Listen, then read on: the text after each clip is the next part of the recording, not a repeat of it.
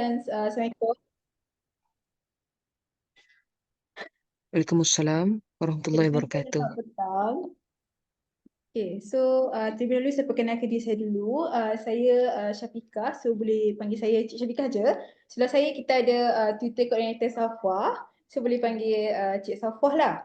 Okay, kita juga ada Sifu Najla dengan kita. Everyone boleh nampak kan Sifu Najla? Okay, semua boleh pingkan Boleh. Sifu untuk korang dapat better view lah of Sifu and untuk dengar dia punya perkongsian dengan lebih jelas lah. Okay.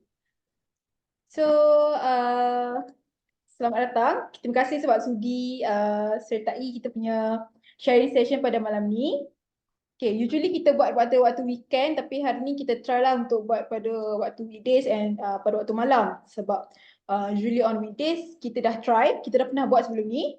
So today ni, today it is the second live yang kita buat pada waktu malam. So hopefully esok weekend kan, hopefully ramailah yang boleh memeriahkan lagi kita punya sharing session. Okay. So sebelum tu saya minta Sifu Najla untuk perkenalkan diri dulu. Mungkin Sifu boleh sharekan sedikit tentang Sifu dan pasal background Sifu dan juga pengalaman Sifu dengan kami lah. Okay, silakan Sifu. Okay. Assalamualaikum warahmatullahi wabarakatuh. Saya Sifu Najla, tapi kebiasaannya dipanggil oleh anak-anak murid sebagai Teacher Najla. Nama penuh Nur Najla binti Omar Gul. Mix ya, okay. Mix up. Ayah Pakistan Kampuchea dan ibu Melayu. Okay, saya berkelulusan Bachelor of Agricultural Biotechnology with honours with distinction from University of Sultan Zainal Abidin ataupun UNIZA dari Terengganu. Menuntut di sana daripada tahun 2010 hingga tahun 2014. Okay. Saya adalah bekas pelajar di SMKA Syekh Haji Muhammad Said. Bagi siapa yang familiar dengan Negeri Sembilan, saya dilahirkan di Negeri Sembilan, Seremban Negeri Sembilan, so orang Negeri Sembilan lah. Bersekolah semuanya selama ini dari tahun 1997, 1998 sehingga ke tingkatan 5 berada di Negeri Sembilan, mengambil SPM di SMKA Syekh Haji Muhammad Said, atau siapa yang familiar di Negeri Sembilan tahulah SMKA Syams. Kemudian Kolej Fakulti Melaka dalam jurusan Sains Hayat dan seterusnya kepada apa yang kita panggil sebagai ijazah sarjana muda bidang bioteknologi tadi. Okey, saya mula berkecimpung dalam bidang pendidikan ketika tahun 2016 selepas bergraduate. Saya mula-mula berkhidmat sebagai guru kafa. Okay, saya mula berkhidmat sebagai guru kafa. Okay. Ajar murid tahun 3 guru kafa bawah Jabatan Hal Ehwal Agama Islam Negeri Sembilan di SK Taman Tunku Jaafar 2. Kemudian pada tahun 2017 sehingga sekarang saya berkhidmat di Sekolah Rendah Islam Integrasi Tahfiz Darul Ulum, merupakan bawah Akademi Darul Ulum di Seremban. Tapi Akademi Darul Ulum ni ada juga dia punya sekolah swasta dia, Ma'had Tahfiz Darul Ulum Gentam, di Gentam. Okey, jadinya dekat sini saya sudah punya, sebelum join Sifu Tutor tu saya sudah punya dalam tahun 2022, 2021 sehingga 2016 sudah ada dalam 5 tahun pengalaman mengajar sebelum join Sifu Tutor secara official lah dekat website. Jadinya saya anak sulung daripada 5 adik-beradik, keluarga peniaga pasar malam. Jadi memang dititik beratkan oleh family akan nilai ilmu, nilai pengetahuan yang sangat penting untuk mengubah nasib keluarga. Sebab saya anak sulung kan, jadi adik-adik kecil-kecil lagi, macam kira saya antara penyokong lah bagi mak dan abah, untuk menanggung keluarga macam tu. Okay. Untuk menyambung, tapi sebenarnya saya bukan impian nak jadi seorang guru. Tujuan saya menjadi seorang tutor adalah saya ingin mengembangkan bakat ilmiah saya. Saya berhasrat untuk menjadi seorang lecturer ataupun pensyarah di satu masa kelak. dan sedang dalam proses untuk menyambung pengajian di peringkat yang lebih tinggi, iaitu peringkat sarjana, dan insya-Allah Dr. Falsafah. Mohon doa-doa daripada Allah, sekalian. amin. Boleh tu Sifu, sikit lagi. Okay, so kiranya pengalaman Sifu dengan Sifu Tutor ni masih lagi singkat je. Sifu mula pada tahun 2022 kan? Ya, betul. 2022. Tapi masa 2022 tu awal-awal tu tak tak mendapat tiket, biasalah. Mohon kena reject, mohon kena reject. Mungkinlah kot kita punya ayat kat komen tu tak berapa kuat ke, tak apa-apa ke. Tapi Alhamdulillah start daripada tahun 2022, 2023 macam tu lah. Saya mula dapat tiket untuk matematik tambahan dengan sains IGCSE, yang mana kedua-dua murid saya itu adalah daripada MRSM. Jadi memang saya buat persediaan betul-betul lah sebelum nak ajar dia orang tu. Macam yang sains IGCSE itu, saya memang tengok betul-betul. Memang saya sediakan bahan sesedia-sedianya. Maksudnya kan sains IGCSE dia ada komponen kimia, chemistry, biology dengan physics kan.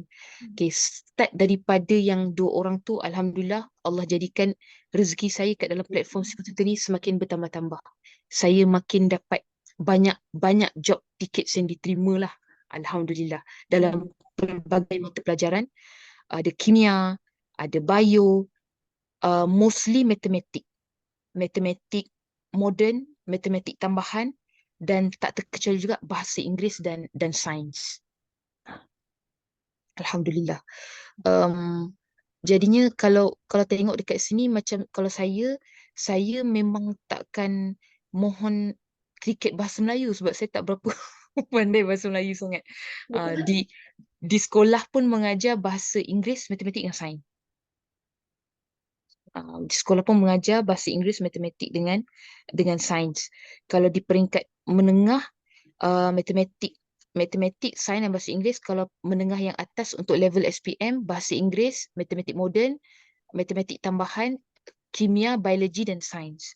Fizik tidaklah sebab saya berbackground bioteknologi. So saya tu. Okay, yang itulah. Okay, since Sifu pun bukan sekadar mengajar subjek akademik, subjek biasalah, subjek English, chemistry, semua tu. Tapi Sifu juga ada ajar juga subjek nak ngaji. Nak ngaji kan? Yes. Betul. Okay, so boleh Sifu kongsikan sedikit pengalaman Sifu lah selama bergelar tutor untuk Sifu tutor dan juga tutor nak ngaji ni. Macam mana Sifu handle belajar and daripada awal sampai sekarang lah Sifu punya pengalaman. Saya biasanya suka mengenali pelajar saya. Saya suka borak dengan mereka. Saya suka kenal pasti sifat mereka. Kalau yang nak mengaji tu, kalau Al-Quran tu, sebab saya datang daripada, saya mengajar di sekolah yang memang dah sekolah tahfiz macam tu. Jadi saya dapat kenal pasti background kelemahan bacaan Al-Quran anak-anak ni dan fokus dekat tempat situ. Saya ada mengamalkan teknik tertentu lah yang saya dapat daripada sekolah tahfiz sebab saya mengajar, untuk saya memperbetulkan bacaan Al-Quran anak-anak ketika berada di platform nak ngaji tu. Kalau tengok pelajar-pelajar saya, kebanyakannya macam biasalah, kita tak boleh lah nak depend kata anak tu, sentiasa nak anak yang beradab, sentiasa nak anak, ada juga yang kurang adabnya.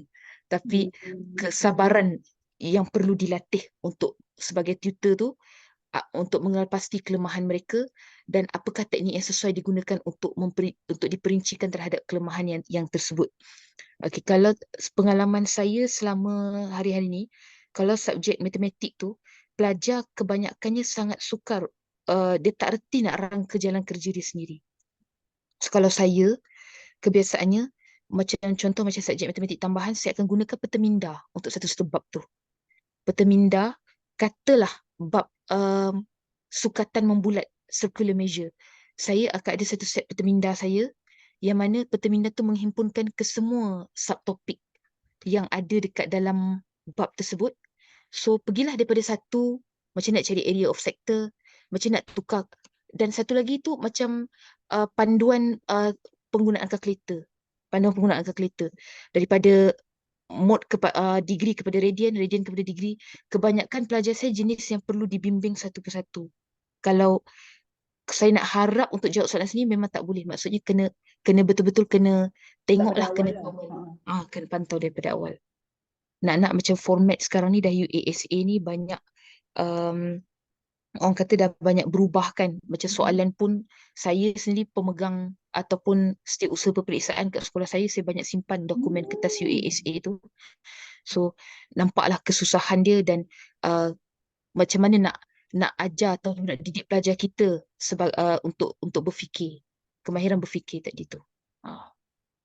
Itulah. Kalau macam setengah mata pelajaran yang lain macam sains, saya suka tanya pelajar saya kat mana part yang dia tak faham.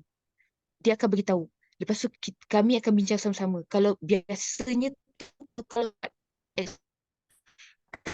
buat eksperimen secara maya menggunakan software ataupun apps seperti iFAD dan sebagainya. Tapi tengok jenis eksperimen juga lah. Ada tu yang saya akan latih macam calon-calon SPM, saya akan latih dia buat lab report dia sendiri. Supaya dia nampak dengan lebih jelas. Walaupun radas makmal tu tak ada depan mata. Dan segala-gala bagai tu, tapi kurang-kurang dia boleh imagine keputusan eksperimen tu, dia ada inference dia yang tersendiri kenapa eksperimen tu result dia jadi macam tu. Jadi saya berpuas hati. Saya seorang yang tak boleh kalau student saya tak faham. Saya jadi macam rasa berdosa lah sebab bila kata macam tempoh 1.5 jam, kita clock in, kita tekan, tapi dia tak faham apa-apa. 1.5 jam tu bernilai duit pada saya. Saya akan pastikan supaya pelajar saya sefaham-faham yang boleh. Sebab saya yang Muslim lah. Saya ingatkan diri saya juga sendiri. Kita rasa berdosa kalau anak tu tak pandai. Rasa berdosa kalau anak tu pandai. Dan bila saya bersama dengan anak-anak, bukan setakat kata memang cari duit, tapi kita cari juga pahala. Satu hari kelak, saya tahu ni bukan sesi tazkirah, tapi benarkan saya untuk sampaikan sikit. Satu hari kelak kita semua maaf, macam tazkirah pula kan. Okay. Tak apa Sifu, kami sudi mendengar. Okay. Kita semua akan meninggalkan dunia ini. Jadi salah satu cara macam saya tak ada duit yang banyak. Saya bukan datang daripada keluarga jutawan. Saya datang daripada keluarga peniaga pasar malam. Jadi antara salah satu cara saya nak buat baik adalah saya sebarkan ilmu yang saya ada kepada seluruh anak-anak yang ada, yang saya mampulah, yang mak bapak dia sudilah nak terima job tiket saya ni. Jadi kalau mak bapak dia tak nak, saya tak boleh buat apa. Saya tak boleh buat apa. Tapi sekali dia bagi peluang, saya akan cuba didik anak dia tu sebaik yang boleh. Sebab saya percaya dan saya pandang apa yang what you give, you will get back. You will get it back. Apa yang awak bagi, awak akan dapat balik. Bila macam saya guru sekolah. Jadi kadang-kadang bila pergi kursus guru, kita tak tahu kan pengisian kursus tu. Macam baru-baru ni lepas masa tahun 2023, mereka buat ujian kompetensi guru. So bila buat ujian kompetensi guru tu ada BM, ada BI, ada matematik, ada sains. Sebenarnya soalan yang ditanya ataupun disoal adalah sangat dapat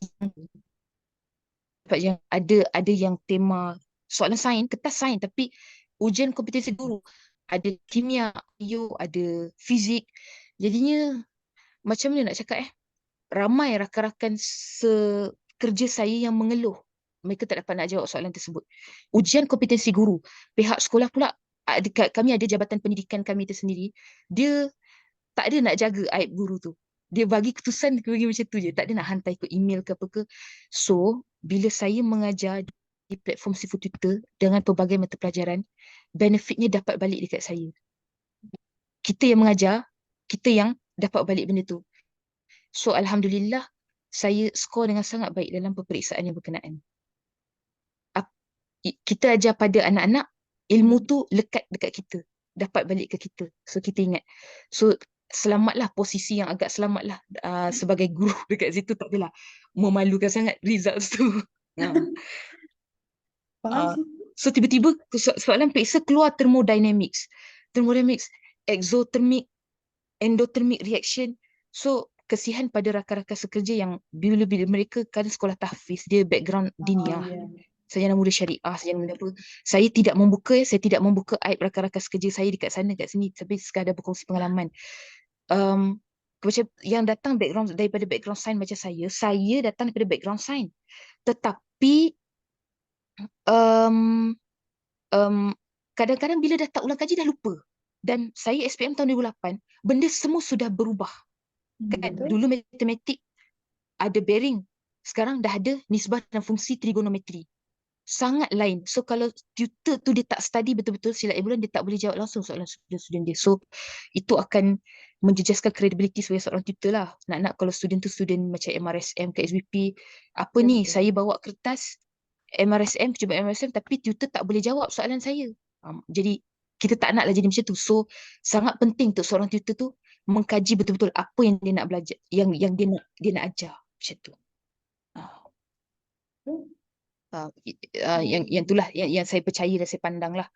Um, Anggapkan diri kita sebagai seorang pelajar yang macam mana, bayangkan kalau saya berada kat tempat budak tu dan kemudian tutor saya tak dapat bagi komitmen yang baik. Saya tak tahu nak jawab soalan ni. Saya tanya dekat guru tuition saya tak boleh jawab. So apa perasaan saya? Saya selalu bayangkan benda yang macam tu. So tak sampai hati sebab tengok anak-anak yang kita ajar tu um, tak improve, tak itu, tak ni, sebab setiap hari clock in juga, setiap kali lepas kelas clock in, duit masuk tapi amanah tak berjalan. Saya sangat takut perkara tu. Itu. Ah. Kita pun faham lah macam mana sebab kita amanah sebagai tutor. Technically kita tutor tapi sebenarnya kita pun macam sama taraf dengan teacher lah. Kita pun cikgu kan yang mengajar kan. So memang selain daripada ikhlas memang kena faham lah. Kita kena faham dulu the questions, the topic semua tu berbanding dengan student. Okay, so kita nak kami nak tahu jugalah daripada side Sifu macam mana Sifu manage your time since mostly yalah every month lebih daripada 100 jam and Sifu pun nak kena on weekdays pun Sifu bekerja sebagai guru juga. So macam mana Sifu manage your time untuk completekan 100 jam lebih setiap bulan? Okay. Basically apa yang saya buat, saya mengamalkan prinsip tepati masa dan saya tengok dan saya arrange jadual saya betul-betul. Saya bersekolah di sekolah swasta yang waktu jam mengajarnya tamat pada pukul 3 petang. Saya balik pada pukul 5 petang. Tapi saya bersyukur saya bekerja di sebuah sekolah swasta yang bagi saya peluang untuk jalankan kelas yang mana student tu minta pada pukul 3.30 sampai 5 petang. Saya ada pegang satu kelas matematik moden tingkatan 4 yang mana pelajar dia memang jenis nak kena pantau betul-betul. Dia kawan tu memang tak boleh kawan tu memang dia jenis yang tak boleh kata tak boleh biar seorang. Dia macam saya dah kena terang sekali, saya kena terang lagi, terang lagi, terang lagi. So dan agak sedikit sukar untuk saya gantikan kelas bagi dia lah. Kalau bukan semua parent jenis pembagi kerjasama tau. Kalau kita contact, hello puan, saya ada kursus ketika ini. Sekarang ni kan memang tak boleh elak.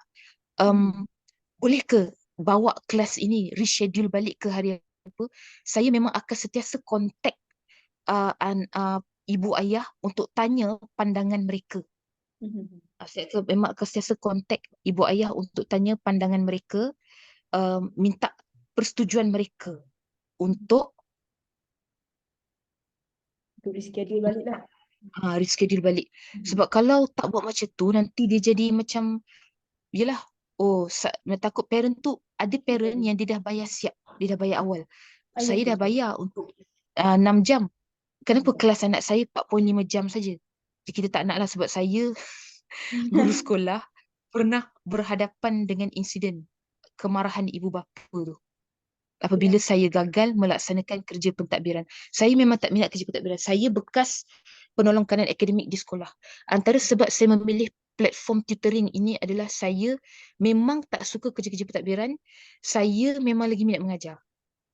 Bagi saya satu kepuasan bila pelajar tak dapat faham satu benda, dapat faham. Jadi berbalik pada student tadi, dia tu jenis yang susah sangat dan ayah dia memang jenis yang saya contact dengan ayah dia, parent dia. Susah nak orang kata apa, nak reschedule balik. Kalau nak reschedule kena tunggu dia betul-betul free dulu. So Oh. hari Selasa 3:30 sampai 5 petang memang commit fully untuk dia.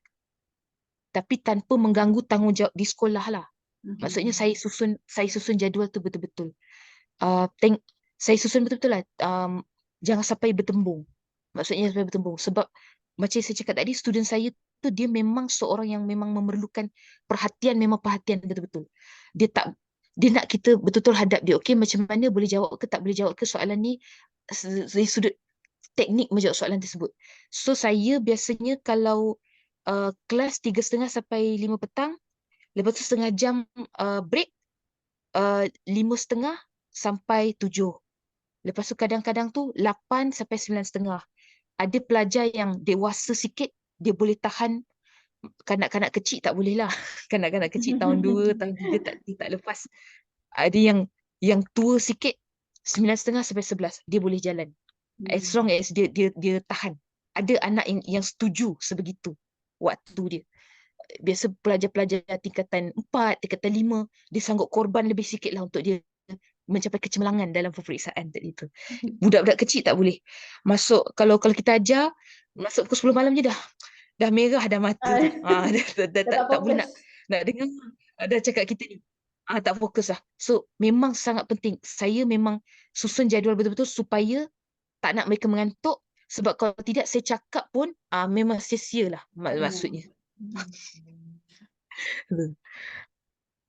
Okay. Okay, so since Sifu kan memang mengajar fully secara online. Maksudnya memang Sifu tak ambil kelas secara fizikal lah. Uh-uh. So macam mana Sifu Pernah handle, ambil macam mana? Pernah ambil? Oh pernah ambil. pernah Okay, so ambil sekarang, sekali oh sekarang dah sejarah fully kepada tingkatan online 5, lah. tapi fully kepada online sebab family tak berapa bersetuju kepada fizikal. Family tak nak jenis pergi ke rumah-rumah apa semua ni, dia family kurang Oh. kurang setuju lah saya cepat sepatu. Faham, faham. Okay, so Sifu, since Sifu ajar secara online, macam mana Sifu deal dengan student? Since student ni, setiap student ni kita tahulah dia berbeza karakter, perangai pun macam-macam. So, macam mana Sifu deal dengan student-student Sifu? Ada student yang seorang ni, um, saya tak berapa ada ramai sangat student, susah pula nak ingat. Okay. Ada seorang ni, dia memang seorang yang nama dia Ezekiel. Dia belajar bahasa Inggeris tahun 6 dengan saya. Dia seorang yang memang jenis kalau ikut dari sudut platform pembelajaran tu, seorang yang kinestetik. Dia Hmm. kinestetik, dia sendiri nak bergerak ke sana, bergerak ke sini. Dia seorang yang tak boleh duduk diam. So kalau saya nak ikat dia, bukan ikat lah. Saya nak dia tu bagi full perhatian kepada saya terpaksa tukar bahan bahasa Inggeris tahun 6 tu ke dalam bentuk modul yang ringkas tapi padat dan dalam bentuk yang menyeronokkan. Ada kalanya Maksudnya saya akan include ya main games ah lah kira. movie learning. Oh, Movie learning. movie. Oh, Budak-budak games. Kadang interactive games macam quizzes, word oh. wall, banyak lagi lah platform, Kahoot dan sebagainya. Ada satu lagi tu, um, apa ni, dipanggil sebagai apa, saya tak berapa ingat nama tu, tapi saya suka incorporate movie learning. Movie learning ni misal Okay. kata contoh macam um, apa tu namanya tu, movie learning. Movie learning ni macam kita ambil video-video bahasa Inggeris, tapi saya tapis Mhm. dululah. Mhm. Video-video drama pendek, short drama in English. Saya bagi mereka tonton dan tengok. Kemudian saya akan tanya beberapa soalan berkaitan dengan movie tersebut. Di situ saya boleh nampaklah mereka faham ke tak faham. Dan dalam masa yang sama, mereka dapat mempelajari background ataupun dapat mempelajari vocab ataupun dapat menambah vocab yang baru. Agak sangat sedikit membantulah. Saya tak kata sangat, tapi saya kata sedikit membantu pasal Ezekiel membagi kerjasama. Ezekiel bagi kerjasama. Alhamdulillah. Dengan dia silibus dapat ditamatkan sebanyak 10 bab bahasa Inggeris tahun 6 tu. Alhamdulillah. dapat establish satu modul grammatical khusus bila mengajar dia atau bersama dengan dia tadi tu. Kalau ada student yang lain, ada yang jenis tak nak buka mic, dia jenis yang jawab di dalam chat box saja. Tak apa. Saya tanya, dia jawab. Saya tanya, dia jawab. Tapi saya sentiasa pantau. Saya akan bagi, macam contohlah, matematik tingkatan 4, tingkatan 5. Dia jarang bercakap, pelajar perempuan. Dia jarang bercakap. So, apa yang saya buat, saya akan rangkakan ataupun akan tunjukkan satu jalan kerja untuk satu permasalahan tu. Misal kata macam topik percukaian kan. Tingkatan 4, topik percukaian. Tingkatan 4, tingkatan 5, topik percukaian. Kena bentangkan satu peta minda tu bagi dia. Satu soalan, subtopik satu. Katalah, cukai pendapatan. Cukai pendapatan. Bagaimana mengira cukai pendapatan? Kena tunjuk dekat dia. Jadual kadar cukai tu kena tunjuk dekat dia satu. Tunjuk dulu satu jalan kerja kira. Lepas tu kita bagi satu soalan yang sama macam tu. Tengok dia boleh buat ke tidak. Kalau dia boleh buat, bermakna dia sedang mendengar pada kita. Kalau dia tak boleh buat langsung, adalah benda lain yang dia buat, mungkin main phone ke apa ke, pasal online kan kita tak boleh nak kawal langsung, dia tutup kamera dia. So saya tak boleh lah nak paksa buka kamera sekarang. Kalau paksa pun kadang dia orang tak nak buka, dia bagi alasan, dia cakap saya ni line internet lemah lah teacher, kalau saya buka nanti I will be kicked out, dia akan cakap macam tu. Jadinya itu antara kaedah yang saya buat. Satu subtopik dalam peta minda percukaian tu, katalah cukai pendapatan, cara mengira cukai pendapatan. Okey, tunjukkan demo kat dia satu soalan, kemudian bagi satu soalan yang lain. Orang ni berpendapatan chargeable income dia sekian-sekian. Tengok pada jadual. Apa dia pun macam mana cara nak kira. Kalau dia kira tu betul, bermakna dia sedang mendengar pada kita lah. Dan saya akan carry on sampai seterusnya. Macam tu. Dan akan tanya dia lah mana yang dia faham, mana yang dia tak faham. Macam tu. Okay, so Sifu Tengok berkaitan pada dengan student lah. Ada, ya, tak apa ya. Sifu, silakan. Tengok pada student lah. Ada student saya yang ramah. Yang ramah tu tak ada banyak Lebih masalah. ramah. Kadang yang ramah tu pula soalan tak dapat dijangka pula. Terlebih, yalah, teacher, bolehkah saya tanya macam tu? Bila terlebih ramah ni, saya lah pula yang kena lebih bersedia. Maksudnya kadang dia tanya soalan pasal isu semasa. So, terpaksa handle lah. Kena handle jugalah buat macam mana. Faham nak kena Takut tak boleh layan jawab, juga tak boleh kan. fokus. So, kena buat. Mhm. Layan juga. Okay Sifu, tadi saya tertarik lah dengan apa Sifu guna method movie learning kan. Bolehkah Sifu suggest kepada tutor-tutor lain lah movie apa yang biasanya Sifu guna ataupun tunjukkan kepada student? Saya risau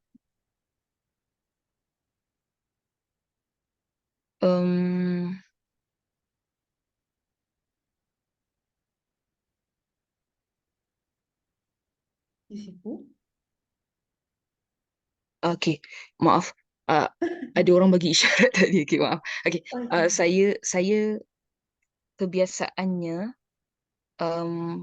saya kebiasaannya akan guna, ni saya jujur kadang-kadang tu Darman. Saya tahu sedikit dewasa tapi agak dewasa. Tapi saya tapis dulu. Saya pastikan ada nilai yang tertentu yang saya nak sampaikan dan ada vocab tertentu. Darman. Kalau siapa perasan atau siapa bisa tengok live lesson video, adalah kat situ. Maksudnya ada pengajaran dia tertentu, jangan menipu, jangan itu, jangan ini. Tapi saya suka ambil yang kartun punya. I like to take the cartoon or the animated one so that it will attract the student.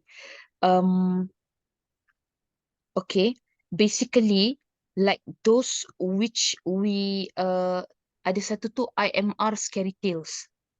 IMR Scary IMR? Tales. Saya bagi student Scary Tales. Scary Tales. Saya jujur kat sini. Dia ada macam tema horror sikit lah, tapi Scary Tales. Scary Tales memang sedikit hemat tema horror, tetapi sebab anak lagi tertarik dekat situ. Tapi tema horror tu saya tak ambil yang melampau-lampau. Saya ambil yang tema keselamatan diri, macam um, dalam kisah tu, katalah dalam satu video tu tema apa? Tema diekori oleh orang yang tak dikenali ke, being followed by a stranger ke, saya bukan kejar tema cerita tu yang kata yang ganas ke yang apa ke. Okay. Saya kejar vocab dia. Walaupun Oh. cerita seram, misal kata contoh saya, walaupun cerita seram, horror theme, tapi vocab tu vocab apa? Okay, vocab tu vocab apa? Masa misal kata contoh vocab tu um, flickering, lampu berkelip-kelip. Kan biasa cerita seram, lampu berkelip-kelip. Okay. Flickering, itu salah satu contoh soalan untuk salah satu vocab perkataan untuk menggambarkan lampu berkelip-kelip tu. Tak adalah kita kata lights on, lights off, lights on, lights off. Flickering, satu contoh perkataan dia. Ada ada tu macam-macam banyak perkataan lagi lah yang kami jumpa dan kami buat koleksi nota ataupun koleksi mini dictionary ke apa ke, catat maksud perkataan yang berkenaan. Kadang student bila tak faham dia tengok video tu, teacher contoh what is meant by impeccable? Impeccable, Oh, impeccable. impeccable is sempurna. Okay. Impeccable itu sempurna. Awesome. Jadi boleh guna sebagai alternatif kepada perfect, macam tu. So tak adalah, ini membantu untuk penulisan cerita bahasa Inggeris.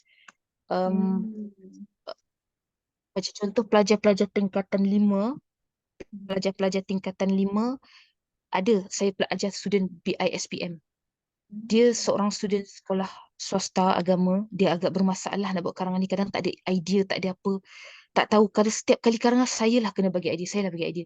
So saya bagi dia tengok satu movie yang berkenaan IMR Scary Tale ni, kejadian dicolik ke apa ke macam tu, being abducted or being kidnapped, at least dia belajar. Dia belajar yang apa ni, dia belajar dua patah kalimah jugalah. Kidnap, tak adalah sepanjang masa mencolik tu kidnap. Abducted pun kidnap. Dicolik juga maksudnya. Macam banyak vocab. Bila banyak vocab tak ada masalah sebenarnya. Pelajar tingkatan 5 ni lah berhadapan dengan kertas SPM paper 2 tu. Dia tak tahu nak tulis review tu macam mana, dia tak tahu nak tulis news tu macam mana. Dia tak tahu nak tulis review tu macam mana, dia tak tahu nak tulis report tu macam mana. Kan kita ada tema, kadang story, Stories. tema apa tu, artikel. Saya selalu sarankan suruh tulis artikel. Saya selalu sarankan tulis artikel. Sebab apa? Dia banyak apa yang orang kata, banyak bila kata fakta tu tak memakai past tense. Fakta tu pakai present tense. So lebih mudah untuk dia. Tak banyak benda yang perlu disusun atur. Tapi bila story, dia kena pandai kawal. Dia kena pakai past tense. Dia kena pandai mengawal tenses tu supaya jangan salah, supaya markah tak banyak dipotong ketika peperiksaan sebenar berlaku. And then the vocab tu pun kena luas jugalah untuk guna stories tu. Ya, betul. Okay. Kemudian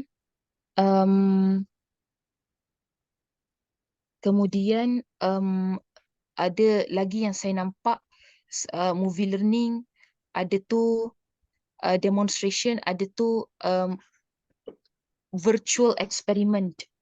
Okay. Ada tu virtual experiment. Okay, bila virtual experiment dekat situ, saya biasa guna iPad. Saya biasa guna apa yang dipanggil sebagai apa ni, satu-satu simulasi tersebut saya design lah eksperimen guna dekat situ. Ada tu macam topik-topik kimia ke apa ke, electrolysis. Dia ada satu website tu, saya tak ingat nama website dia apa, tapi boleh nampak lah hasil electrolysis produk yang berkenaan. Kalau copper sulfate solution, larutan kuprum sulfat, apa terhasil di anode, apa terhasil di cathode. Saya biasa menggunakan eksperimen maya macam itulah. Dan masih lagi sedang cari apa software yang boleh digunakan pakai iPad tu. Kan dia punya eksperimen dia terbatas kan. Fizik sesuai iPad tu pasal banyak tema elektrik, tema lita, cipta lita kat situ. So pelajar faham. Tapi kalau yang lain-lain macam chemistry tu dia agak sedikit terbatas. Sebelum ni saya ajar sains tahun 3, ketempatan ada kat situ boleh guna pakai iPad tu. Ha. Eksperimen maya, um, dan lagi satu tu kadang tu apa namanya demo. Ada tu kadang saya tak jalankan eksperimen maya, saya jalankan eksperimen secara real. Saya buka kamera dan saya tunjukkan kepada Oh. pelajar yang berkenaan penghasilan indikator pH tapi tak pakai kertas Oh. litmus. Pakai apa namanya ni, sebelum dia saya biasa buat juga di sekolah masa tu, uh, apa ni, purple cabbage indicator, Oh, okay. kobis ungu. Kobis ungu, dia kobis ungu tak akan berubah berwarna kemerah-merahan jika dituang dengan apa orang kata, kita titiskan jus lemon dalam tu. Tapi kalau kita bubuh sabun basuh kain dalam tu, dia automatik bertukar jadi warna hijau, purple cabbage indicator. So boleh, ada cara penyediaan dia pakai kubis ungu, pH indicator. Bunga raya pun boleh guna. Bila buka kamera, budak tengok larutan itu berubah warna, dia jadi macam satu, seronok lah nak Excited macam, study. oh. Nak study sains tu. Okay. Um, Selain daripada eksperimen maya, eksperimen real, saya juga turut menggunakan kaedah demonstrasi, yang mana saya akan tunjuk dulu satu-satu dekat anak-anak ni, akan bagi arahan. Macam kalau kata biasanya grammar dan bahasa Inggeris lah, grafik. Saya ada cipta beberapa inovasi untuk mengguna pakai inovasi untuk guna untuk diletakkan dekat orang kata apa ni, macam inovasi untuk menyelesaikan masalah lah untuk budak tu susun ayat. Okay, on dan off. Misal kata contoh, preposition. Kalau untuk hari, prepositions of time ni pakai apa? Hari adalah untuk on. Date pun pakai on. Kalau in, biasanya bulan dan tahun. Saya suka susun, saya ada try design satu model graphical grammar in graphics. So, bila grammar in graphics itu, apa yang saya buat, saya terus buat apa ni, saya tertunjukkan dekat pelajar kenapa kotak ni letak dekat sini. Sangat berguna untuk relative pronoun. Tajuk relative pronoun mereka boleh faham dengan sangat detail dan sangat teliti. Alhamdulillah lah. Whom, W-H-O-M, boleh guna untuk siapa? Apa kedudukan selepas ini? Who dan whom berbeza. Yes. Kalau who, selepas dia mesti verb. Kalau whom, selepas dia mesti pronoun. Jadi bila kita susun kotak-kotak tu, dia cuma konstruk balik ayat tu mengikut kotak-kotak yang berkenaan. So benda tu memudahkan para pelajar lah, terutama yang lemah dalam bahasa Inggeris. So tak adalah buruk sangat grammar dia, sentiasa tersilap ke apa ke, tak ada. Maksudnya dapat diperbetulkan sedikit. Ada improvement lah, time periksa tu tak adalah buruk sangat. Peningkatan dapat dicatatkan kat situ. Nah. Okay, untuk pengetahuan Dan kemudian sifu. selain daripada demonstrasi virtual ke, yes? Tak apa sifu, silakan. Kita internet lambat Okay, sikit. demonstrasi. Kadang-kadang tu video watching sama macam movie learning tadi itulah. Itulah yang tapi video watching ni biasa untuk fisik dengan sains macam tu. Okay, tu je. Okay. Untuk yang kaedah pengajaran lah. Handle pelajar. Suara kita ada. Cik Anas ni, Sifu Anas ni, suara kita ada saja. Ada kan? Ke tak dengar? Kita dah lama-lama ni cakap ni tak dengar. Dengar ke semua? Okay, ada suara. Okay. Mungkin ada problem dengan Sifu Anas punya speaker code. Okay, untuk pengetahuan Sifu lain, Sifu Najla kita ni dia bukan sahaja mengajar dalam subjek mathematics macam yang kita semua tahulah, tapi dia juga ajar dalam subjek chemistry, biology, science, admat, sejarah, English, obviously, and pendidikan agama Islam. And also asas mengaji iaitu Iqra. So anyone yang ada any question ataupun tips nak dapatkan cara macam mana nak mengajar semua tu, boleh tanya dengan Sifu Najla. Sekarang ni this is your time. So hopefully siapa-siapa yang ada all rounder, okay, hebat, okay. Okay, so siapa-siapa yang ada question boleh je drop dekat chat session, kita akan baca.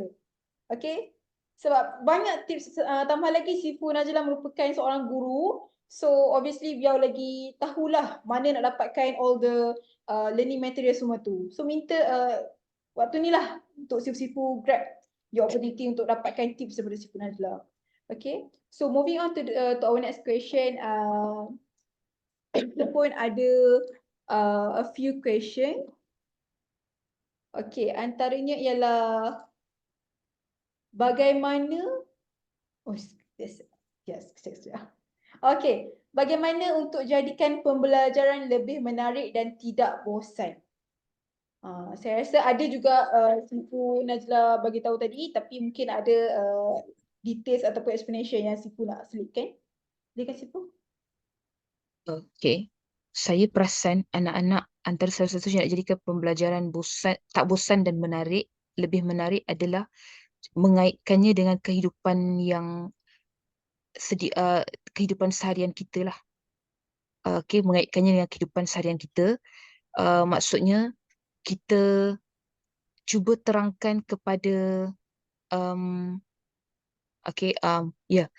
kita cuba terangkan kepada anak-anak kita, macam contoh mungkin budak dia tertanya-tanya kalau macam tajuk insurance itu masa matematik tingkatan 5 bab 3 tajuk insurance, apa kegunaan bab ni tadi?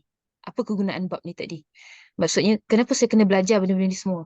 Okay, kita bukan kita mendoakan benda yang buruk-buruk pada dia. Macam kalau kita nak jadikan pembelajaran tu menarik dan interesting, kalau kita dapat masukkan macam lawak jenaka, unsur humor dan sedikit aplikasi dalam kehidupan seharian.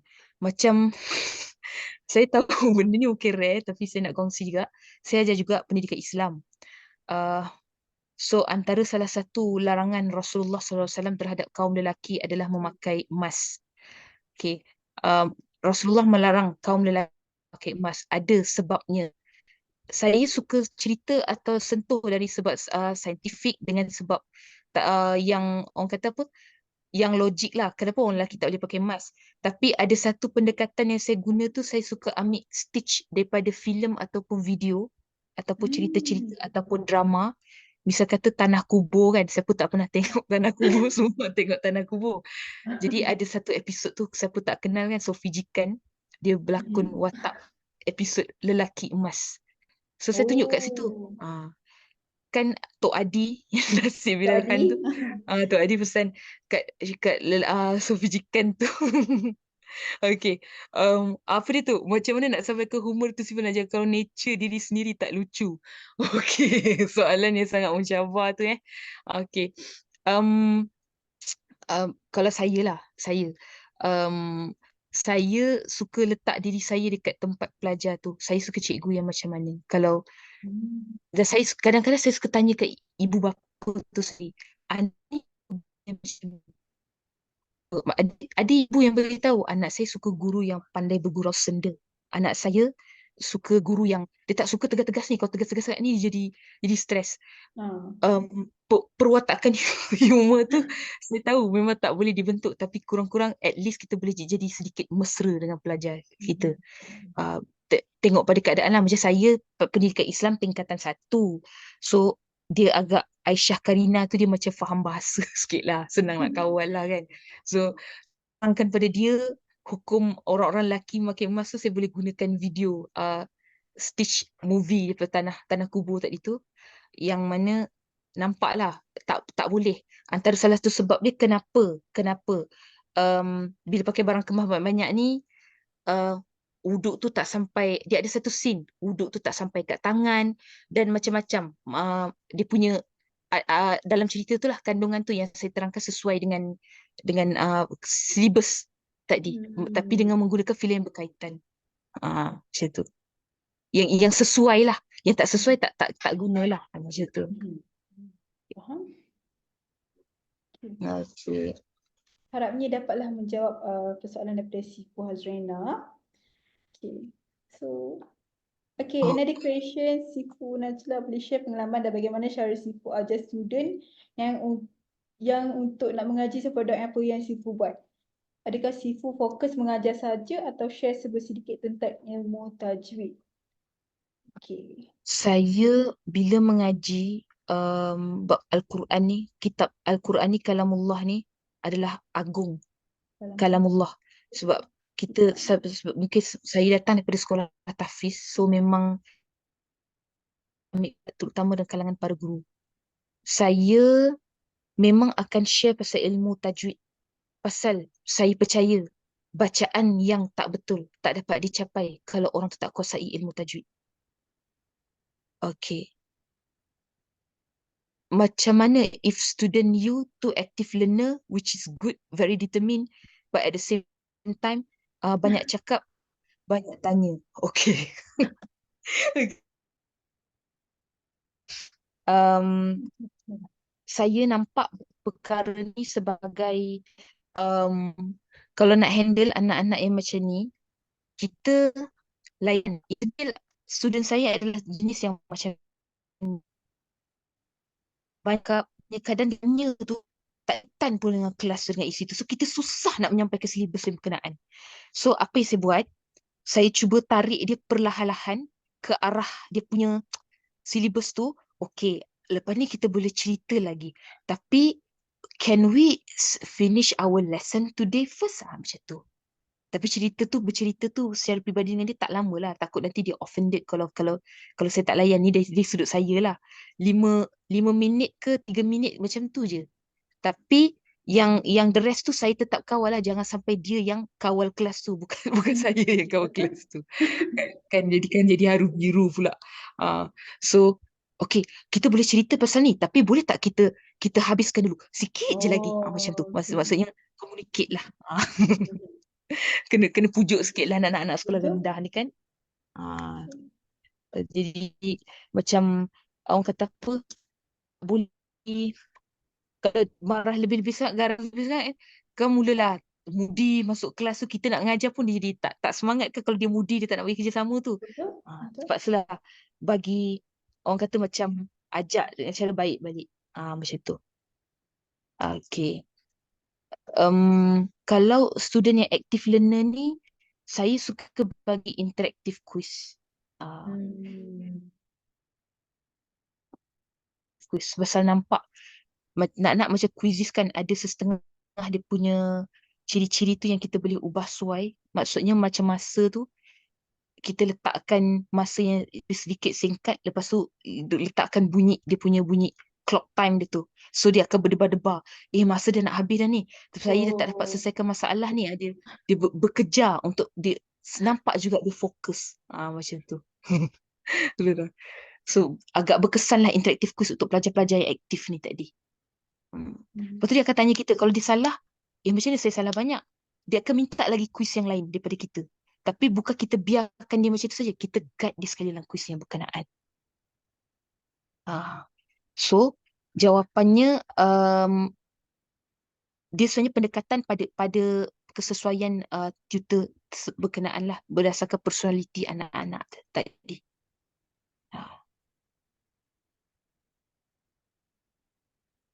Okay, Sifu. Kita juga ada soalan daripada Sifu Nadira. Daripada Sifu Amir. Beliau nak tahulah bagaimana nak handle student yang sukar untuk beri kerjasama pada tutor mengenai jadual untuk sesi kelas berikutnya. Macam call tak jawab, WhatsApp pun tak baca, tak pasti sama ada student masih nak teruskan atau tidak. Okay, maksudnya mungkin macam mana cara Sifu deal dengan student yang memang tak commit kepada kelas. Sedangkan kita pula ada komitmen untuk teruskan kelas tu. Tapi student sendiri tak boleh nak commit. Saya kontak penjaga. Saya tanya betul-betul, Puan nak teruskan ke tidak? Macam garang sikit lah kan. Tapi bukan garang, pasal kita tak nak dia, bila dia tak join, kita jadi tak ada semangat nak mengajar tau. Kita ni nak menyampaikan ilmu pada dia. Kita nak menyampaikan ilmu pada dia. Okay.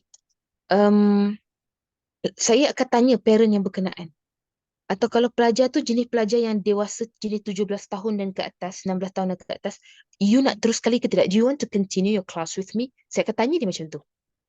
Kalau dia kata dia tak nak, saya tak boleh paksa lah. Tapi selagi boleh, saya cuba, saya usahakan untuk jadikan kelas tu menarik supaya dia nak. Tapi kadang kalau macam orang yang dah tak nak ni, macam susah tau kita nak paksa. So better deal dengan parent ataupun penjaga. Deal dengan parent ataupun penjaga, minta nak tahu um, pelajar ni bagaimana. Pelajar ni bagaimana orangnya. Okay.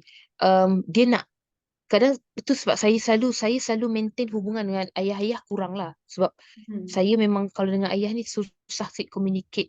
Di sekolah pun macam tu. Saya suka communicate dengan ibu-ibu. So mereka lagi kenal anak mereka. Mereka lagi, orang kata lagi senang, lots of attention kita boleh dapat daripada ibu-ibu tu tadi. Puan, saya perlu tanya puan, maaf puan, Assalamualaikum puan, boleh ke saya tanya, dia ni akan terus ke kelas ke tidak dengan saya? Ada ibu yang dia akan jujur, dia akan cakap, sorry we can't continue the class. Dia akan jujur lah macam tu. So, um, communicate with the parent, contact dengan parent jika pelajar menunjukkan masalah yang seperti itu. Kalau yang dewasa, um, dewasa tu memang susah lah. Saya pernah berdepan dengan masalah macam tu, student India, bio. And suddenly dia leave class macam tu saja. So saya tak boleh buat apa, yang nak periksa kan. Yang tua-tua tu tak boleh nak buat apa lah. Selagi kanak-kanak ataupun di bawah pantauan mak ayah dia, kita ada nombor kontak phone ibu ayah dia tu, kita boleh deal lah macam tu. Sifu pernah ada kejadian di mana Sifu perlu drop student ke sebelum ni? Ada. Sebab dia tidak bagi kerjasama yang amat, kelas tak commit. Okay, dia daftar untuk 6 jam satu bulan, 1.5 jam 4 sesi. Datang 1.5. Even saya pernah ada kejadian macam tu. Saya tunggu sangat lama, 1 jam 30 minit dia tak masuk. Dan kalau tapi saya tak salahkan dia lah, background dia pun ulangan. SPM tu SPM ulangan bio. Jadinya malas lah nak marah tu, nak bergaduh tu, tak boleh lah. So, tu melanggar professional credibility kita sebagai tutor dan guru. Jadi finally dia saya cubalah cakap dengan salah seorang agensi tutor ni, boleh tak nak minta nak drop, minta nak drop. Jadinya bila nak drop, dia ejen tersebut kata dia try cakap dulu dengan student berkenaan, and finally dia stop lah, dia berhenti macam tu lah. Tapi memang saya mula-mula tu memang tak tahan lah. Bila tak tahan tu, saya minta nak dropkan. Pandangan saya, mungkin dia tak nak dengan saya, mungkin tak sebangsa ke apa ke, mungkin dia ingat macam tu. Tapi tak apalah, memang dah bukan rezeki kan. Bukan rezeki saya melatih dia. Tak boleh nak buat apa lah. Betul. Kita pun tak boleh nak paksa student untuk nak dengan kita. Nak fokus dengan sebab biasanya yang daftarkan ni parents. Tapi anak pun Betul. tak nak kelas tu. Macam mana kan? Betul. Okay, Sifu, another question. Saya tiada pengalaman mengajar dan tidak tahu bahan-bahan mengajar secara kursus. Boleh bantu perjelaskan bagaimana saya secara khusus. Okay, boleh bantu perjelaskan bagaimana saya nak sediakan semua itu dan cara yang berkesan untuk mengajar. Okay, mungkin sebab since Sifu Najla sendiri pun daripada background guru. So, obviously Sifu tahu lebih banyak daripada Sifu-Sifu lain. Okay, so mungkin Sifu Najla boleh tolong sharekan sedikit macam mana untuk yang tak ada experience in teaching tapi nak mengajar. So macam mana nak dapatkan bahan mengajar, bahan apa yang ataupun bahan reference book mana yang mungkin Sifu lain boleh gunakan yang memang bagus untuk student.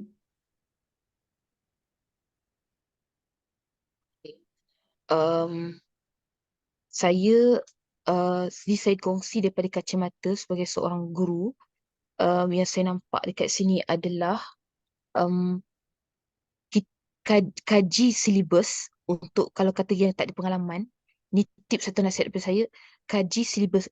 Say that kalau you nak ajar matematik tingkatan 2, pastikan you ada buku teks matematik tingkatan 2 itu yang terkini punya.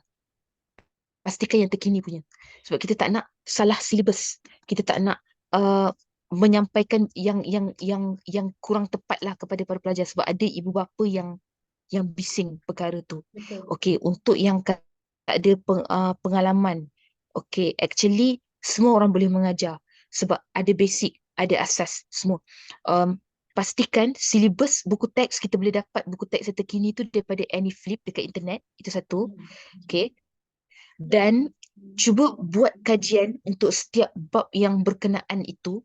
Kalau macam saya dengan menggunakan bukan setakat buku teks tapi gunakan buku rujukan. Kalau macam saya biasa suka guna Fokus Pelangi. Mudah nak faham, Ya, betul. nampak jelas. Fokus Pelangi. Fokus Pelangi, kalau kita buka buku teks matematik moden tingkatan 5 dia, insurans dia tu dia akan terangkan dalam 3 keadaan saja yang mana insurans harta itu boleh dikira. So, nilai boleh diinsurankan lebih rendah daripada nilai insurans diperlukan ke. Kadang-kadang penjelasan yang tak berapa jelas dalam buku teks nampak dalam buku rujukan. So, pastikan buku rujukan itu mengikut silibus yang terkini yang tahun 2024 supaya dia tak berbeza, dia selari. Orang kata apa, kenalah dengan apa yang budak tu study atau budak tu belajar. Satu lagi, bahan-bahan pembelajaran ni saya nak share lah. Kertas model pun sangatlah penting. Nak sekarang dah tak ada UPSR, dah tak ada P3, ada UASA. UASA ni ada format dia yang tertentu. Saya biasa amalkan, saya suka beli kertas model daripada brand atau jenama tertentu ini secara online. So pasal saya tak ada kelas fizikal, kelas saya semua online.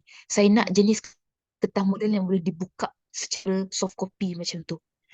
Dan alhamdulillah, bila kita amalkan macam tu kan, untuk bahan, sebagai bahan, kertas model sebagai bahan, alhamdulillah student tu dia bukan bawah sifu tutor, dia personal bawah saya. Student lelaki. Pertengahan tahun fail matematik tingkatan 3. Alhamdulillah UASA ni dapat B ataupun C macam tu. Maksudnya kita pilih kertas UASA yang betul-betul model terkini yang memang menjadikan soalan tu kena dengan silibus yang berkenaan lah. Ada kertas, kalau kita tengok masih lagi mengaplikasikan ataupun masih lagi memakai format UPSR yang lama, format PT3 yang lama, which means takut silibus itu silibus lama. Takut silibus itu silibus lama, takut itu. Okey. Itu nasihat daripada saya lah. Tapi apapun kita kaji silibus yang berkenaan. Maksudnya boleh buat pertemindah daripada diri kita sendiri lah, supaya kita orang kata tak salah faham, ataupun mungkin boleh rujuk pada guru-guru yang, kalau macam saya suka rujuk pada guru-guru yang ada kenalan guru lah, rakan guru. Dulu pernah anjurkan bengkel untuk sekolah, jadi ada nombor telefon beberapa guru pakar matematik, guru pakar sains tu. So bila kontak, ada tanyalah, mereka tu biasanya akan membagi tips-tips yang berguna. Macam contoh pelan dan dongakkan tingkatan 3 matematik. Tak ada software. Kadang tajuk tu pun susah. Budak dia tak nampak macam mana pelan, macam mana pandangan sisi, macam mana pandangan depan. So nak lukis tu, antara satu cara ni adalah menggunakan PowerPoint. Tips ni saya dapat daripada guru pakar itu. Guru pakar tu saya tak berapa ingat nama, macam Cikgu Yasir ke Cikgu Azman ke, saya tak berapa ingat nama dia. Tapi dia adalah salah seorang guru cemerlang matematik. Tapi alhamdulillah lah, bila saya jalankan bengkel tu, saya dapat nombor telefon dia, saya boleh tanya macam-macam pada dia. Macam tu. Kadang mereka, guru-guru pakar ni, dia ada juga buat seminar-seminar online. So kalau kita boleh join, macam boleh join, dapat banyak atau macam banyak input. Salah satu contoh, saya bukan pelajar tapi saya suka join grup Telegram.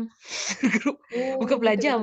Tak saya ada tu Cikgu Firdaus Pauzi. Ni bukan promo ke apa ke, sekadar share. Dia ada teknik yang berkesan macam mana melukis graf trigo. Graf sin nak lukis macam mana? Nak lukis macam mana? Graf tangent nak lukis macam mana? Jadi benda tu sedikit sebanyak membantu kita boleh apply balik dekat student kita. Macam tu. Okay. Maksudnya dapatkan bahan yang betul, yang sah, yang berguna, dan kemudian yang betul-betul yang kena dengan silibus KPM yang terkini. Tahun 2022 setakat ni tak berubah lagi buku teks dia. Masih masih samalah 2022, 2023, tahun ni 2024 sama lagi buku teks dia tak berubah. Dia kalau berubah tu kita boleh Google, boleh tengok contoh buku teks yang terkini.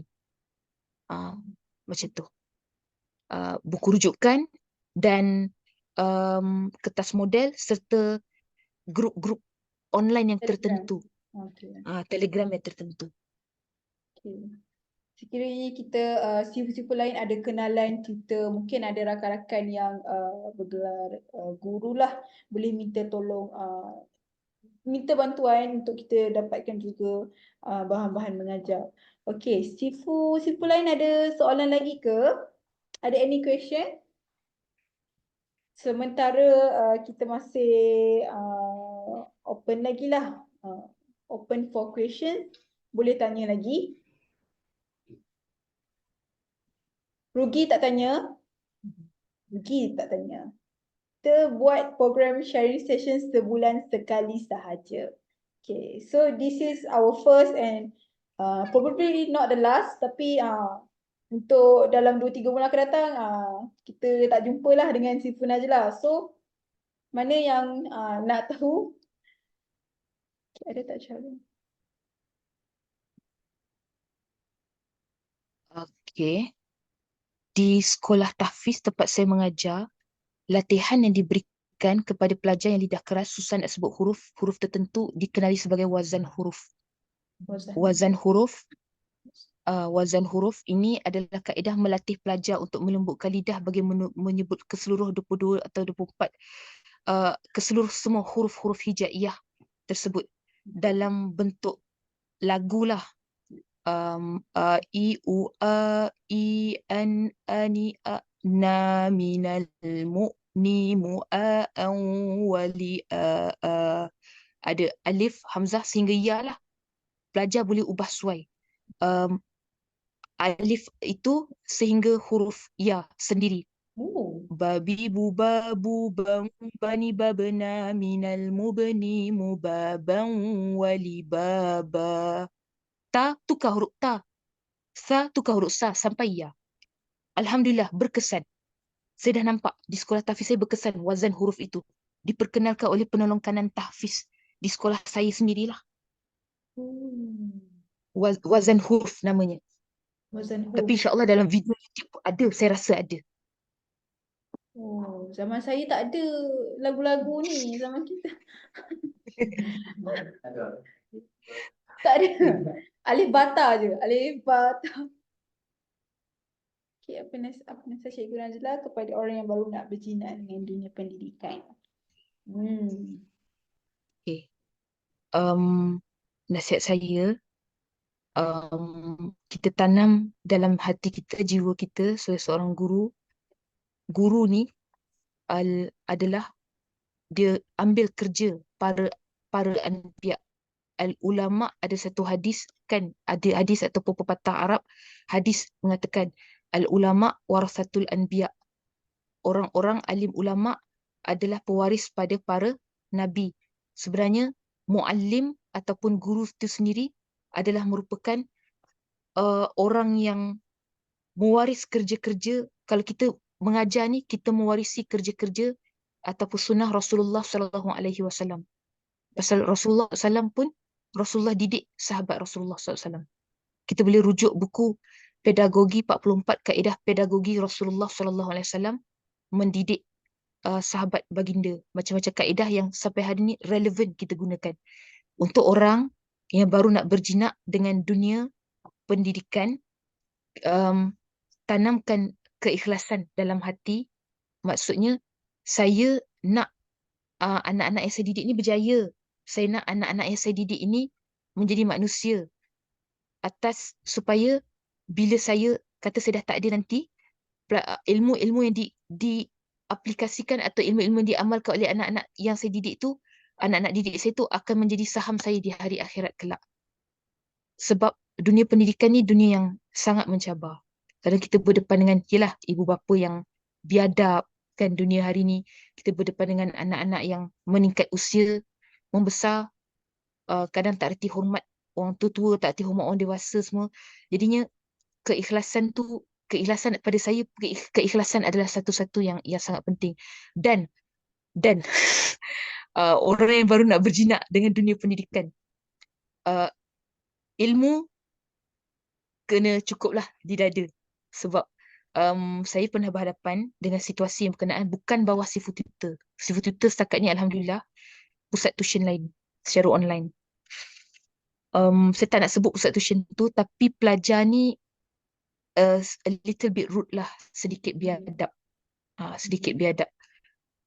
Nak berkecimpung dalam bidang pendidikan, lengkapkan diri kita dengan ilmu yang secukupnya dan background yang sebaiknya. Kadang ada anak-anak ni kadang dia suka tanya soalan yang luar batasan. Saya pernah kena dalam kelas ramai-ramai. Dia tanya keputusan PISA saya masa SPM. Oh. So kalau saya berubah muka saya kat situ, sebenarnya memang nampak sangat-sangat. Pusat tuition tu saya tak nak sebut, tapi bukan bawah Sifu Tutor. Sifu Tutor setakat ni Alhamdulillah. Mungkin, ialah kan klien, anak-anak orang kaya ke apa ke, dia adab dia tu terjaga. Tapi yang ni memang sangat rude. Ketika itu saya memilih untuk rahsiakan nama pusat tuition. So orang yang nak berjinak dalam dunia pendidikan, pastikan background selengkap yang boleh, ilmu prepare dalam segala sudut. Sebab saya pernah berhadapan dengan keadaan pelajar yang biadab, yang mencabar, yang itu, yang ini, dan banyak yang bahkan menguji ilmu kita. Menguji ilmu kita.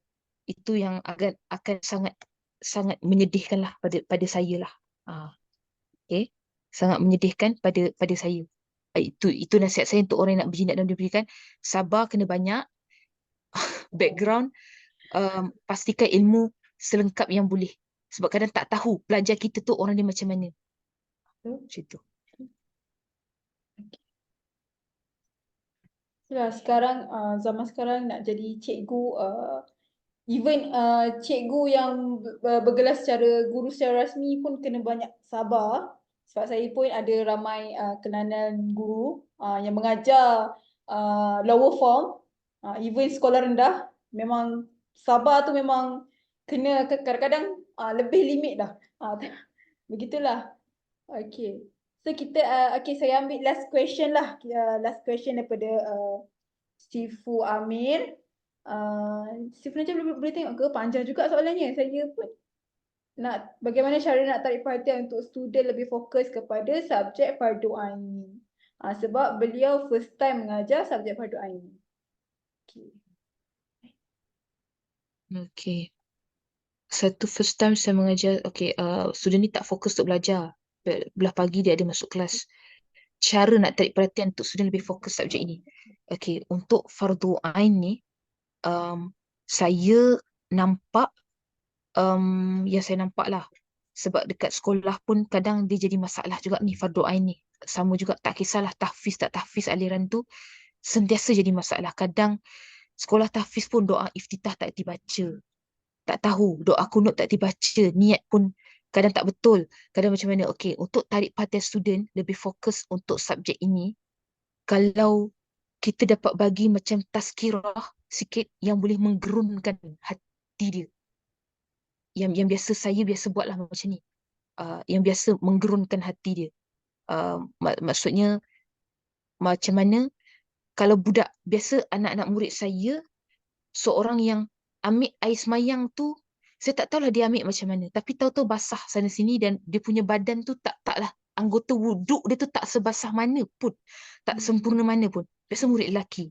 Okay, antara salah satu yang guru-guru kat sekolah saya biasa cakap, nanti di hari akhirat, umat Nabi Muhammad SAW akan dikenali dengan kesan wuduk yang ada pada anggota badan mereka. Jadi nak ambil wuduk betul-betul kan, nak ambil wuduk main-main. Macam tu je. So dia akan ambil lah wuduk dia betul-betul, betul. Maksudnya boleh apply lah untuk fardu ain ni, tazkirah yang boleh melembutkan hati dia atau yang boleh menggerunkan dia. Macam tu. Yang boleh buat dia Macam tersentak macam tu. Ya Allah ya Tuhanku, berdosanya aku selama Saya ni pun macam tu. tersentak ni. Saya, kami sendiri pun tersentak ni. Okay. Uh, Itu banyak lagi antara yang soalan. berguna lah untuk fardu ain.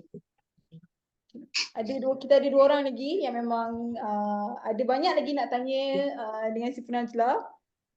Boleh silakan si Fazrina dengan si Halina. Kalau nak buka mic pun boleh. Tak kisah. It's okay. Okay, Assalamualaikum. Sifu Najla. Waalaikumsalam. Waalaikumsalam. Masya Allah, Alhamdulillah.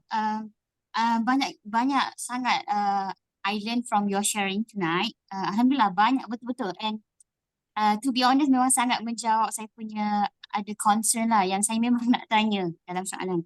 Tapi ada a few more question yang saya macam agak doubtful lah. In case, for example, first saya niche English kan. Okay. Macam mana pandangan Sifu Najla? Like, I tengok you sangat like all-rounder kan. You take all subjects and even I would say setiap level lah kan. Even primary, in sekolah menengah dan juga budak macam children kan. Like how could you manage macam nak transit from yang yelah setiap kalau setiap umur ni kita cakap orang punya perangai berbeza, learning style pun sangat berbeza. Macam mana you boleh manage untuk ajar diorang and approach diorang untuk for each classes yang you conduct? That is my first question. Second question, I nak tanya, you recommend tak untuk kita ambil kelas yang bukan kita punya bawah kita punya expertise? Let's say I kan macam memang course English. Tapi tiba-tiba I rasa macam okay nak try ajar subject science ke? Is it recommended tak untuk ambil? Like sebab bila kita ambil subjek lain kan banyak benda yang kita kena prepare kan. Lesson plan kan. Macam modul like you buat kan. I rasa macam nak berkawan dengan you and nak macam bukan nak pinjam, macam nak belajar. Macam mana you create a simplified module from a textbook. Jadi macam macam nak belajar banyak benda I nak belajar daripada you Sifu Najla. Memang I tengok cara you approach your student tu, I could say your effort memang endless. Macam sangat susah lah as a cikgu yang you dah kerja as a cikgu and you macam sacrifice, you letak you punya tenaga untuk setiap student you yang setiap level berbeza and even setiap subjek berbeza. So I macam sangat amazed lah dengan bila you sharing malam ni. So I nak tanya at least you bagi tips lah macam mana kita nak handle student yang different level tu from children to primary and secondary dan juga different courses.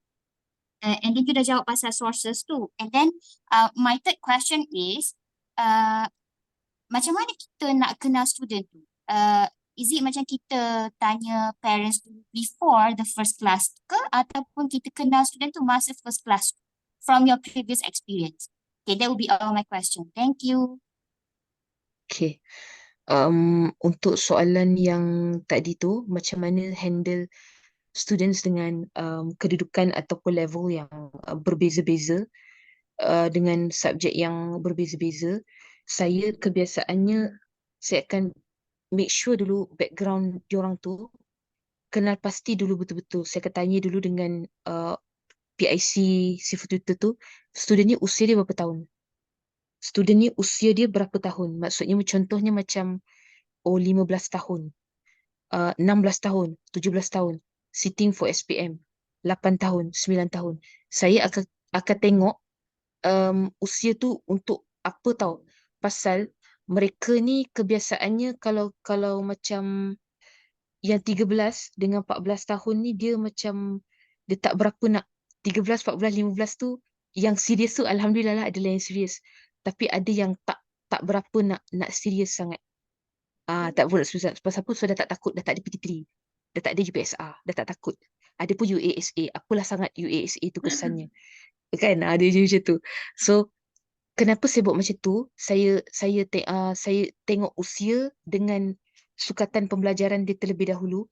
Kalau student tu jenis yang ambil lepas tangan, dia orang kata dia jenis tak bagi tumpuan dia itu dia ni, dia orang dia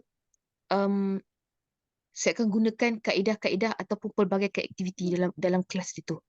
Tapi kalau student yang macam usia dia level dia 17 tahun, oh orang ni bakal calon SPM, akan menduduki peperiksaan SPM nanti.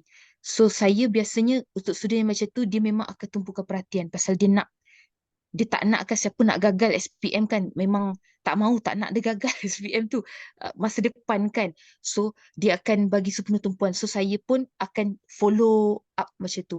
Tapi untuk handle yang berbeza-beza ni, pembacaan yang apalah yang banyaklah, saya banyak jugalah keluar modal untuk buku rujukan dengan pelbagai jenis um, topik, dan daripada brand yang berbeza-beza. Saya memang pilih sebab student saya ramai dan student courses different subject, different ages. Saya memang tengok betul-betul. Kalau kata macam tingkatan 3 kan, masih tak mahir lagi algebra, misal kata contoh, saya takkan masuk ke arah pemfaktoran ke apa tu, akan buat persamaan linear dulu walaupun usia dia 15 tahun. Terpaksa bagi yang silibus dia 13 tahun dulu lah. Selagi dia tak boleh buat persamaan linear, dia takkan boleh buat pemfaktoran tu. So that's why saya tengok dalam untuk menguruskan mereka yang berbeza-beza umur dengan mata pelajaran yang berbeza ni, saya akan tengok dia sukatan dia, lepas tu dari sudut usia lah, orang dia macam mana. Saya ada student yang sedikit slow, dia memang kena sikit satu kena bela, kena jaga. Daripada sudut saya sendiri, untuk saya bersiap sedia berhadapan dengan pelajar yang daripada pelbagai latar belakang umur, pelbagai latar belakang silibus ini tadi, saya kebiasaannya akan memperuntukkan dalam 10 ke 15 minit untuk tengok, untuk review silibus itu semula. Maksudnya apa yang saya tahu. Kalau macam saya ada join satu grup Telegram ni, grup Telegram lagi grup Telegram ni satu platform tutoring. Dalam tu ada soalan-soalan matematik banyak. Kadang guru-guru tutor-tutor yang tak faham kat situ, dia akan tanya soalan dia tak faham tu kat dalam tu. So kita boleh try jawab untuk tengok kita punya kesediaan tu dekat mana. Kalau dia bagi soalan macam contohlah kan, AdMath, ada satu soalan tu matematik tingkatan 6, imaginary number. Saya cuba jawab, saya tak boleh jawab. So saya takkan ambil kelas matematik tingkatan 6. Itu petanda. Kalau kita boleh selesaikan masalah tu kan secara random, kadang banyaklah soalan tu keluar, kita boleh selesaikan, maksud kita ada harapan untuk ajar mata pelajaran tu. Tapi kalau tak boleh, saya takkan ambil itu kalau saya. Dalam grup tutoring ataupun platform tu tadi, dia ada banyak, kadang-kadang tutor yang tak faham, beberapa dia tak dapat lepas nak selesaikan soalan matematik tu, soalan tu agak kabur, mengelirukan, dia hantar soalan tu. Kadang bukan setakat math, BI dengan sains pun ada. So kalau macam electrolysis kita tak faham, saya takkan ambil kimia selagi saya tak faham topik yang berkenaan. Maksudnya kalau saya berani ambil mata pelajaran tu, saya ada faham je lah kat situ. Ada dikurniakan Allah Ta'ala sedikit kefahaman lah dekat situ. Maksudnya kita boleh cuba uji diri kita dengan menggunakan soalan yang random. Kalau maksudnya main buka je, ataupun macam kertas, kalau kata nak ajar budak SPM, macam saya kan, saya nak ajar budak SPM, saya akan cuba buat kertas model SPM tu dulu dan tengok saya skor berapa. So adakah saya boleh jawab semua soalan tu dengan betul? Kalau saya tak boleh jawab soalan contoh fizik kan, saya tak boleh jawab dengan betul semua soalan tu, saya takkan ambil job tiket fizik. Macam tu. Kalau dari sudut macam kata kita minat mata pelajaran tu, boleh, tak ada masalah. Kalau ada minat, semua benda boleh jalan sebenar-benarnya. Boleh jalan sebenar-benarnya. Saya minat fizik, tapi itulah kepahaman tu setakat topik forces and motion dengan forces and pressure. Masuk radioactivity dah tak lepas dah. Tak berani. Tak berani ambil. Okay. Tapi kalau boleh bawa, dialu-alukan, sangat-sangat digalakkan. Sekadar itulah yang saya mampu jawab lah soalan daripada. Baik. Semoga menjawab soalan Sifu Hazrina. Menjawab ke? Ya, Alhamdulillah, faham. Okay, so kita dah taklah way past, dah lebih pukul 10. Kita sepatutnya berhenti pada pukul 10, tapi kita ada one last question from Sifu Halina. Okay, ni kalau tak jawab ni, saya rasa Sifu Halina ni tak boleh tidur. So, saya rasa Sifu Najlah kena jawab juga sebagai penutup lah untuk kita punya sharing session malam ni. Okay, so soalannya berbunyi macam mana Sifu Najlah deal kalau Sifu ada burnout ke stres waktu mengajar. Sebab biasanya Sifu Halina ni dia akan menangis dalam toilet sebab stres dengan budak tadika. So mungkin ada sedikit pengkongsian daripada Sifu Najlah macam mana nak elakkan burnout, nak handle the stress you get from the students. Kalau saya akan ambil masa breakout, masa mengajar atau stres dengan perangai pelajar. Saya pun pernah alami masalah macam ni. Kadang pelajar biadab, pelajar bila dah tua ni kan, kita tak ada rupa sangat macam guru-guru yang muda lain dekat sekolah tu apa semua tu. So kadang pelajar agak sedikit kurang hajar, kadang biadab. Saya akan duduk sekejap. Kalau saya nangis tu tipulah kalau tak pernah nangis. Kadang kena marah dengan ibu bapa pun saya nangis. Betul, ibu bapa pernah kena marah dengan ibu bapa pasal tugas pentadbiran yang saya cerita tadi tu, menangis. So saya akan ambil masa sekejap, saya akan duduk sekejap ataupun saya akan pergi keluar ke, cherish my life ke, buat apa-apa aktiviti healing ke, dan saya akan cuba list up balik, cuba kaji balik situasi yang berkenaan. Apa yang aku salah dalam hal ni? Kat mana salahnya saya? Kalau pelajar berperangai seperti ini. Tapi kalau benda tu bukan salah kita dah, saya tahu memang benda ni susah nak buat. Saya pun kadang cakap tak serupa bikin juga. Kadang hilang juga kesabaran tu. Biasalah manusia. Tapi saya akan tengok situasi dulu.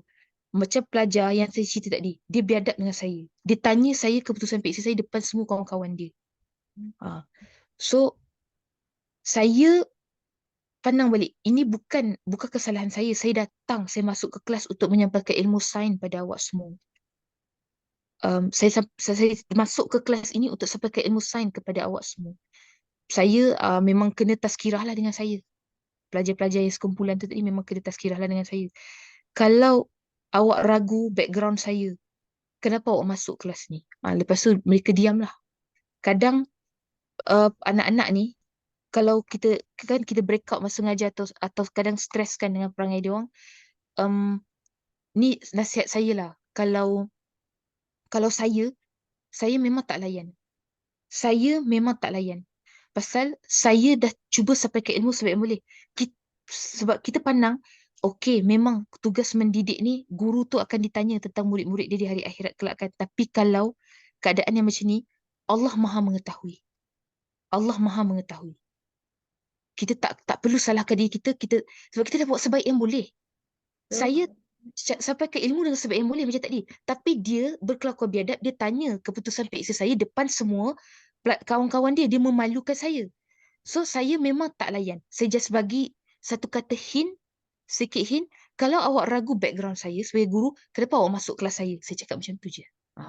And then semuanya kelas kembali seperti biasalah. Kalau macam stres, macam breakout, burnout ke, breakout ke, saya akan cuba ambil rehat ke, taking a nap ke, biasa ke, keluar ke, jalan-jalan ke, macam tu. Lepas tu barulah adapt balik, restructure balik macam tu. Itu sekadar nasihat yang saya boleh bagilah. Selaku berdasarkan pengalaman saya selama ini berhadapan dengan pelajar yang bermacam-macam masalah ni tadi. Faham? Okey, semoga dapat menjawab soalan Sifu Halina. Okey. Saya kata best sangat tak salah pilih. Okay, Alhamdulillah. Okay, kalau korang rasa macam Sifu Najla masih lagi kira macam nak lagi perkongsian daripada Sifu Najla, boleh bagi tahu kami. InsyaAllah kita akan ambil lagi lah Sifu Najla untuk another sharing session. Mungkin kita buat pada waktu hari Ahad pula. Nanti makin ramai yang masuk. Okay. So hopefully dengan ini saya nak bagi tahu terima kasih kepada yang join. So insyaAllah kalau kita ada next perkongsian lagi, kita akan inform balik, kita akan notify all the tutors. Okay. So hopefully sedikit wish daripada saya lah. Saya harap semua sifu dapat sentiasa dimurahkan rezeki, sentiasa dikurniakan kesabaran. Yalah nak mengajar kan, macam tadi ramai yang stress, hopefully tak stress. Okay. Saya tak berada di situasi sifu semua, jadi saya tak tahu. Jadi saya sebagai orang luar, saya boleh cakap yang good luck and all the best to all the sifus. Okay, so terima kasih sekali juga kepada Sifu Najla sebab perkongsian sangat best. Saya pun terangguk-angguk juga tadi, saya semua dililit saya juga cikgu. Okay, so terima kasih. Okay. Dengan ni selamat malam semua. Terima kasih. Terima kasih Sifu. Terima. Bye. Bye.